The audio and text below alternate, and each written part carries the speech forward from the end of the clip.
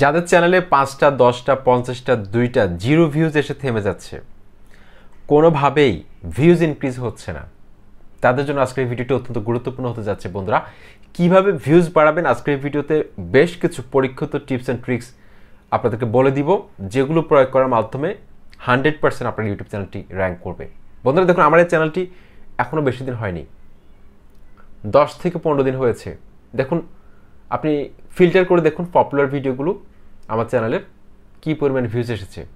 এখন পর্যন্ত ইমপ্রেশন এসেছে 86,000 ইমপ্রেশন দিয়েছে ইউটিউব আমার চ্যানেলটাতে। 86,000 ইমপ্রেশন দিয়েছে, 10 থেকে 15 দিন হয়েছে চ্যানেলটির বয়স। এই ভিউজগুলো কীভাবে নিয়ে এসেছি সেটা আপনাদের আজকের ভিডিওতে বলবো। যাদের ভিউ সমস্যা তাদের আজকের ভিডিওতে প্রবলেমটা সলভ হয়ে যাবে। বন্ধুরা, আগে আমাদেরকে জানতে হবে যে ভিউজটা কীভাবে আসে, এটা কীভাবে বাড়ানো যায়, তারপর সেটার দিকে যাব। সেই জন্য আজকের এই ভিডিওটা অত্যন্ত গুরুত্বপূর্ণ, একটি সেকেন্ডও কিন্তু স্কিপ করা যাবে না। আপনাদের কাছে মূল্যবান কিছু সময় চেয়ে নিচ্ছি। আপনাদের সাথে রয়েছে তানিম খান, চ্যানেলটি সাবস্ক্রাইব করে দিন, আর যারা সাবস্ক্রাইব করেছেন থ্যাংক ইউ সো মাচ। বন্ধুরা, ভিউজটা কীভাবে আসে? আমরা ইউটিউব প্ল্যাটফর্মে যখন একটা ভিডিও আপলোড করি, সেটা যদি আমরা টাইটেল নাও দিই, আমরা ম্যাটাডাটা যদি আমরা নাও দিই, টাইটেল, ট্যাগ, ডেসক্রিপশন বা থাম্বনেল কিছুই না দিই, তারপরেও কিন্তু ইউটিউব আমাদের ভিডিওগুলো কিছু সংখ্যক দর্শকের সামনে পৌঁছে দেয়। সেটা সাবস্ক্রাইবার অনুযায়ী বা চ্যানেলের বয়স অনুযায়ী, চ্যানেলের গ্রোথ অনুযায়ী এটা কিন্তু কম বেশি হয়ে থাকে। একটা চ্যানেল যখন নতুন থাকে তখন হয়তো দেখা যাচ্ছে যে প্রথমে ইউটিউব 10জন মানুষের হোম পেজে, যারা আপনার চ্যানেলটাকে চিনে না, এরকম মানুষদের কাছে আপনার ভিডিওগুলোকে পৌঁছে দিচ্ছে। আপনার চ্যানেলের যে ক্যাটাগরি, সেই ক্যাটাগরি দর্শকের কাছে পৌঁছে দিচ্ছে।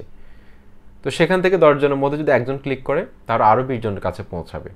আরেকজন ক্লিক করলে আরও 30 জন বা 50 জন বা আরও 100 জনের কাছে পৌঁছে দেবে ইউটিউব। তো এভাবে যদি ক্লিকের হারটা বাড়ে, যত বেশি ক্লিক করবে তত বেশি দর্শকের কাছে পৌঁছে দিবে। তারপর আরেকটা জিনিস ইউটিউব দেখে যে অডিয়েন্স রিটেনশন, অর্থাৎ কতক্ষণ ধরে দর্শকরা কিন্তু আপনার ভিডিওগুলো দেখছে, আপনার ভিডিওতে দর্শকরা লাইক দিচ্ছে কিনা, কমেন্ট করতেছে কিনা, এঙ্গেজড হচ্ছে কিনা, সেটা কিন্তু ইউটিউব দেখবে। যখন দেখবে যে এই হারটা, এঙ্গেজমেন্টের হারটা স্যাটিসফ্যাক্টরি, সন্তোষজনক, তখন ইউটিউব কী করবে? আপনার ভিডিওটাকে রিকমেন্ড করা শুরু করবে। ইউটিউব অ্যালগোরিদম খুব সহজে ভাববে যে একটা পজিটিভ সিগন্যাল পাবে যে এই ভিডিওটা নিশ্চয়ই ভালো, এই ভিডিওটার মধ্যে খুব ভালো কিছু রয়েছে, তার কারণে দর্শকরা পছন্দ করতেছে, দর্শকরা ক্লিক করতেছে, লাইক কমেন্ট করতেছে।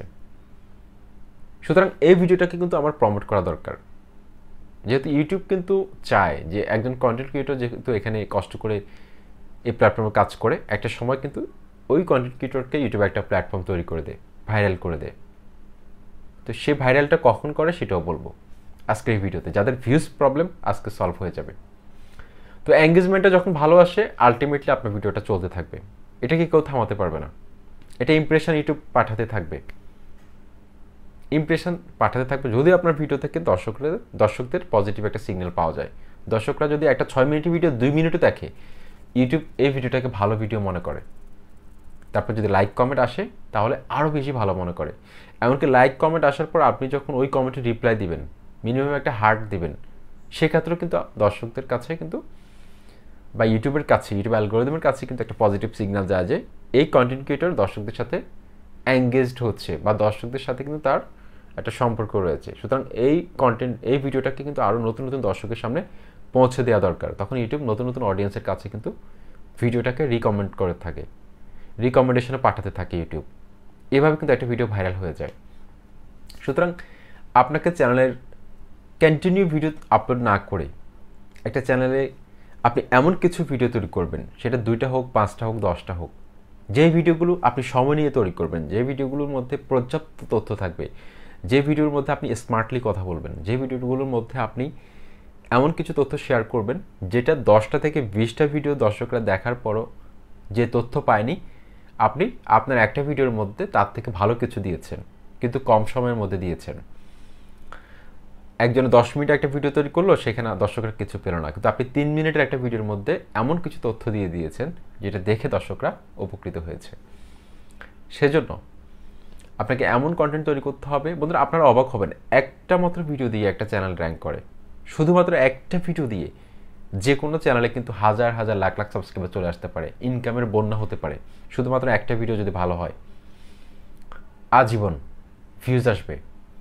সেজন্য একটা চ্যানেলকে গ্রো করার ক্ষেত্রে আপনারা প্রথম দিকে যেহেতু আপনার চ্যানেলটা নতুন, একজন দর্শকের সামনে যখন ইউটিউব আপনার ভিডিওগুলো পৌঁছাবে, যখন দেখবে যে ওই দর্শক আপনার চ্যানেলে ভিডিওর সংখ্যা কম, তখন কিন্তু সে সাবস্ক্রাইব করতে চাইবে না। সেক্ষেত্রে আপনাকে চ্যানেলের মধ্যে কন্টিনিউ নতুন অবস্থায় একদিন 2টা 3টা করে ভিডিও আপলোড করুন, মিনিমাম 50টা ভিডিও রাখুন। তারপর দেখুন যে আপনার ব্রাউজ পিসের কীভাবে বাড়তেছে।